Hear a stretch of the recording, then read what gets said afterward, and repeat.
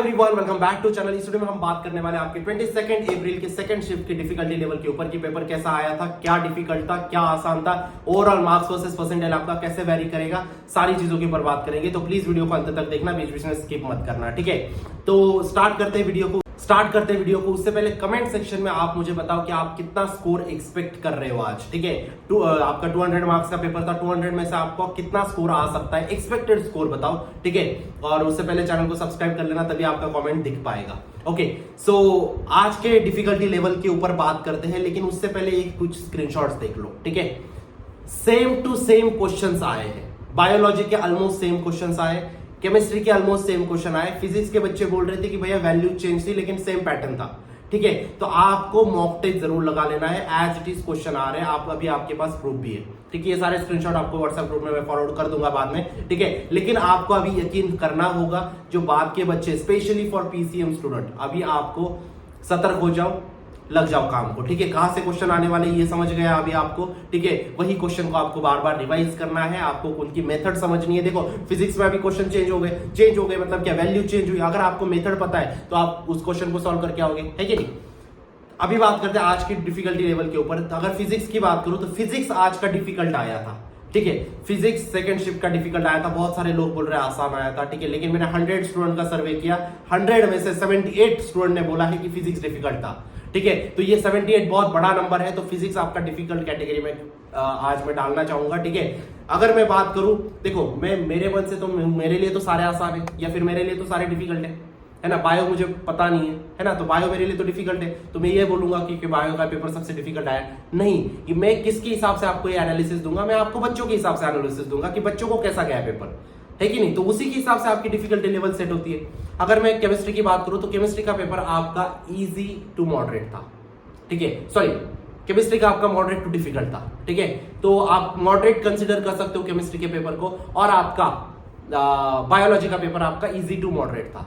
तो ओवरऑल अगर पेपर की डिफिकल्टी लेवल की मैं एनालिसिस करना चाहूं तो ओवरऑल आपका पेपर डिफिकल्ट जाएगा, मॉडरेट टू डिफिकल्ट जाएगा। क्योंकि अगर पीसीबी के बच्चों को फिजिक्स का पेपर डिफिकल्ट आता है तो मतलब पेपर डिफिकल्ट है ना। तो मॉडरेट टू डिफिकल्ट पेपर आपका आया था। अभी इसके अकॉर्डिंग मार्क्स वर्सेस परसेंटाइल कैसे वेरी करेगा, तो अगर आपका मॉडरेट टू डिफिकल्ट पेपर आया था, तो अगर आपका कम स्कोर भी आया तो भी आपके ज्यादा परसेंटाइल बनेंगे।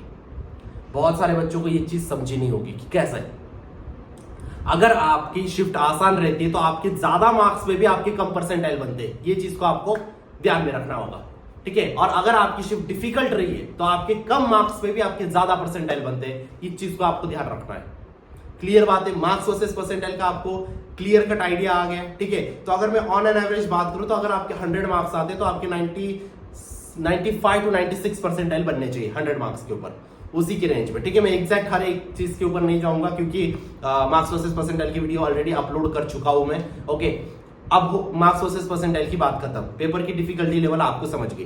पेपर में सबसे ज्यादा क्या पूछा गया था, ठीक है।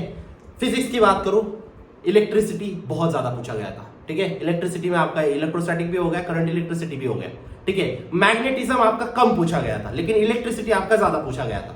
क्लियर बात है। अगर मैं मॉडर्न फिजिक्स की बात करूं तो मॉडर्न फिजिक्स का भी अच्छा वेटेज आया था पेपर में, जितना हमने एक्सपेक्ट किया था उससे भी बहुत ज्यादा आया, ठीक है। क्योंकि एटॉमिक स्ट्रक्चर्स वगैरह के क्वेश्चन बहुत ज्यादा थे। बात करूं केमिस्ट्री की, केमिस्ट्री में आपका इलेक्ट्रोकेमिस्ट्री बहुत अच्छे से पूछा गया, उसके बाद आपका इक्विलिब्रियम भी पूछा गया, काइनेटिक्स पूछा गया आपका अच्छे से, ठीक है। और इनऑर्गेनिक तो एज इट इज एसएससी के बुक से पूछा गया है, एक भी क्वेश्चन बाहर का नहीं आया, ठीक है। जितने भी बच्चों को पूछा सबने बोला कि भैया इनऑर्गेनिक करके आए अच्छे से। ऑर्गेनिक में नेम रिएक्शन की पीडीएफ मैंने ऐप पे डाल दी, उतनी पीडीएफ करके जाओ, नेम रिएक्शन आपकी एक नहीं रुकेगी, 3 क्वेश्चन नेम रिएक्शन पे आए। क्लियर बात है।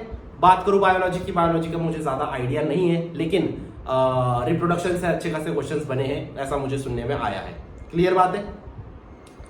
जो भी डिटेल क्वेश्चन मुझे जैसे आएंगे बच्चों की तरफ से, वो आपको व्हाट्सएप ग्रुप में आ जाएंगे। याद रखना, क्वेश्चन आपके मॉक टेस्ट से ही आ रहे हैं। क्लियर बात है। मिलता हूं मैं आपको नेक्स्ट वीडियो में, तब तक के लिए see ya bye bye, take care, thank you. और व्हाट्सएप ग्रुप को ज्वाइन कर लेना, चैनल को सब्सक्राइब कर लेना, ठीक है। और बहुत कुछ आने वाला है अभी, ठीक है। सब प्रिपरेशन चल रही है, तो आपको साथ देना है मेरा।